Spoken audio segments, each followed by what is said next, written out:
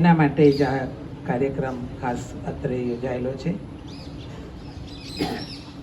અત્યારે ભારત દેશની અંદરમાં જે વ્યસન કરનારાની સંખ્યા છે, લગભગ 30% જેટલી ભારતની વસ્તી છે એ અલગ અલગ પ્રકારના વ્યસનોની અંદરમાં વ્યસ્ત છે. એટલું બધું વ્યસનનું દૂષણ ઘૂસી ગયું છે કે પંજાબની અંદરમાં તો અનેક રોગીઓ જે જોવા મળે છે, એટલે કે કેન્સર જે વ્યસનને કારણે થતું હોય એવા બધા રોગીઓ અનેક જોવા મળે છે. અને એટલે બધે સુધી છે કે એ લોકોને સારવાર માટે દિલ્હી તરફ આવતા હોય છે.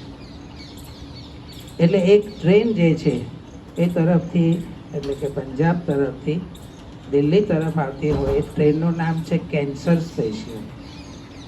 એટલા બધા રોગીઓ એમાં પહોંચતા હોય છે કે એને કેન્સર સ્પેશિયલ ટ્રેન તરીકે